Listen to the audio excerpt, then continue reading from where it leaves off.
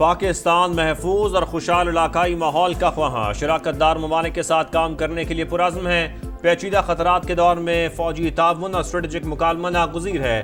Field marshal Syed Asim Munir کا خطے میں امن و استحکام کے لیے پاکستان کے ثابت قدم عزم کا اعادہ۔ پاکستان کی میزبانی میں regional chiefs of defence staff conference, America, Kazakhstan, Kyrgyzstan, Tajikistan اور ازبکستان کے اعلیٰ عسکری وفود کی شرکت۔ مندوبین کی امن، احترام اور قومی خود مختاری کو برقرار رکھنے کے مشترکہ عزم کی توثیق۔ دہشت گردی، سائبر حملوں اور انتہا پسندی سمیت مشترکہ سلامتی کے خطرات کا مل کر مقابلہ کرنے کا عزم۔ وسط اور جنوبی ایشیا کے اسٹریٹجک حالات پر جامع بات چیت۔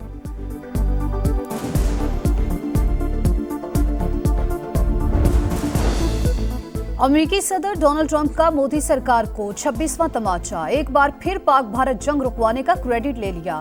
تھائی لینڈ اور کمبوڈیا کو وارننگ، بولے جنگ جاری رکھی تو کوئی معاہدہ نہیں ہوگا۔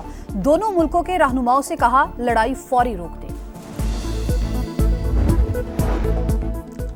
وزیر اعظم شہباز شریف مری پہنچ گئے۔ قائد نون لیگ میاں نواز شریف اور وزیر اعلیٰ پنجاب مریم نواز پہلے سے چانگلہ گلی میں موجود۔ نواز شریف کی سربراہی میں اہم اجلاس متوقع، سیاسی صورتحال سمیت اہم امور پر مشاورت ہوگی۔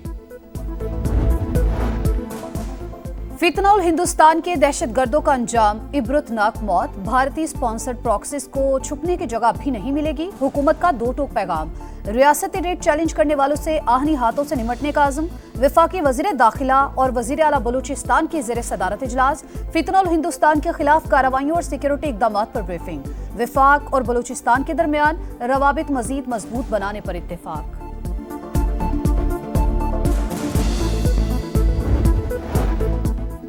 کسی بھی قسم کا نیا آپریشن قابل قبول نہیں، وزیر اعلیٰ خیبر پختونخوا صوبے میں امن و امان کی بحالی کے لیے جرگہ بنانے کا اعلان۔ بولے سرحدوں کی سیکیورٹی وفاقی حکومت کی ذمہ داری، اگر یہ لوگ ناکام ہو رہے ہیں تو پولیس سیکیورٹی سنبھال لے گی۔ قیام امن کے لیے ہر حد تک جائیں گے۔ افغانستان سے متعلق فیصلے ہماری مشاورت کے بغیر ممکن نہیں، نام نہاد فیصلے مسلط نہیں کیے جا سکتے۔ زم اضلاع کو فنڈز فراہم کرنے کا مطالبہ۔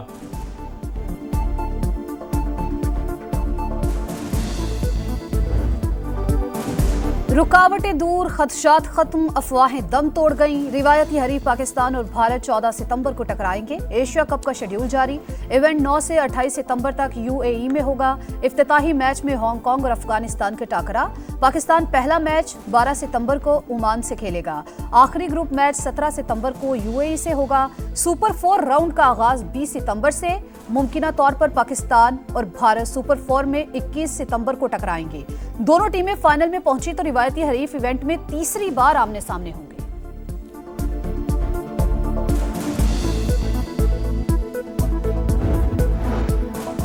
بانی PTI کے خلاف کیس کے سوال کا جواب دیا۔ ڈاکٹر عافیہ صدیقی کیس سے متعلق بیان سیاق و سباق سے ہٹ کر لیا جا رہا ہے۔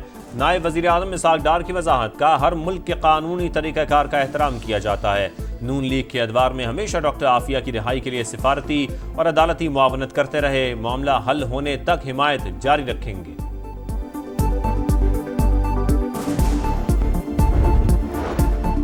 وزیر اعظم شہباز شریف اور امیر جماعت اسلامی حافظ نعیم الرحمان کا ٹیلی فونک رابطہ۔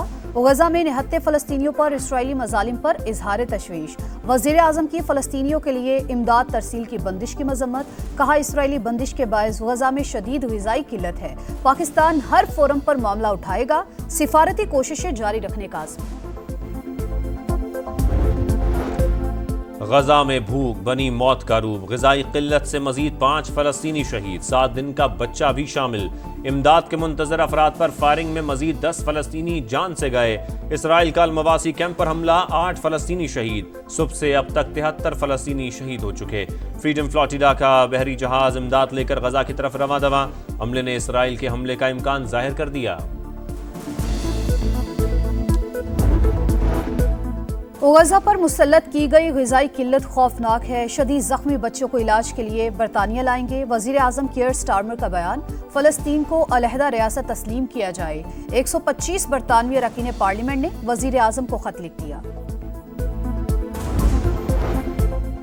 پاک امریکہ دفاعی تعاون اور انسداد دہشت گردی میں خدمات کا اعتراف۔ امریکہ کے جنرل مائیکل ایریکورلا کے لیے نشان امتیاز ملٹری صدر آصف علی زرداری نے اعزاز عطا کیا۔ ISPR کے مطابق جنرل مائیکل ایریکورلا نے صدر مملکت اور آرمی چیف سے ملاقاتیں کی۔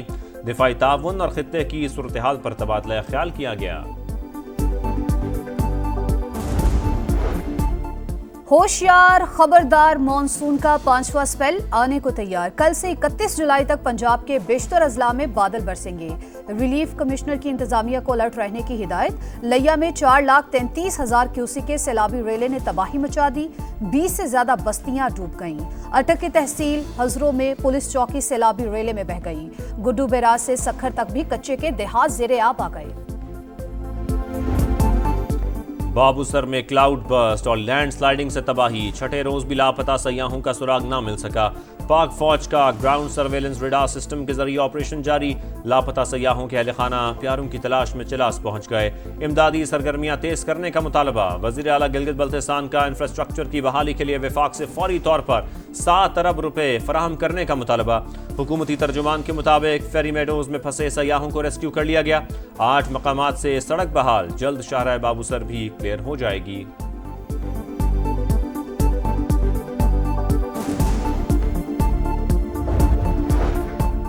حافظ آباد اور پنڈی بھٹیا میں بارشوں اور سیلاب سے تباہی، وزیر اعلیٰ پنجاب مریم نواز کا متاثرین کے لیے فی خاندان 10 لاکھ روپے امداد کا اعلان۔ گورنر پنجاب کا چکوال، جہلم اور حافظ آباد کو آفت زدہ قرار دینے کا مطالبہ، وزیر اعلیٰ پنجاب کو خط لکھ دیا۔ امدادی سرگرمیاں جاری اور معاملات کنٹرول میں ہیں، حکومت چلانے کے لیے آپ کے مشوروں کی ضرورت نہیں، عظمہ بخاری کا جواب۔ نارکوٹکس کا کرائم کے ساتھ بڑا ڈائریکٹ پروپورشن ہے، جتنا نارکوٹکس کنزمپشن زیادہ ہوتی ہے اتنا پھر وہی لوگ کرائم کر رہے ہوتے ہیں۔ ایپس ان کو دی ہوئی ہیں اور جو کنزیومر ہیں وہ میسج کرتا ہے کہ بھی مجھے اتنی کوانٹٹی چاہیے۔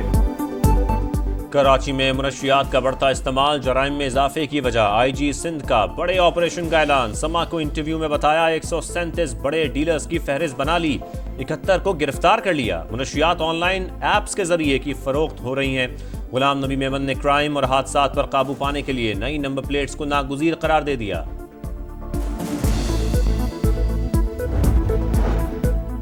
کراچی کی سڑکوں پر ٹریفک حادثات نہ رکے، مزید 2 افراد جان سے گئے۔ ماڑی پور روڈ پر ٹینکر موٹر سائیکل سوار شہری پر چڑھ دوڑا۔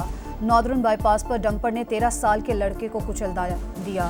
رواں سال ہیوی ٹریفک کے حادثات میں جاں بحق افراد کی تعداد 157 ہو گئی۔ راولپنڈی میں جرگے کے حکم پر 18 سال کی شادی شدہ خاتون کا قتل، مقدمے میں غیرت کے نام پر قتل اور شواہد چھپانے کی دفعات شامل، حقائق سامنے لانے کے لیے 10 رکنی ٹیم تشکیل۔ عدالت کے حکم پر 28 جولائی کو قبر گشائی ہوگی، 3 ملزمان کے جسمانی ریمانڈ میں 3 روز کی توسیع۔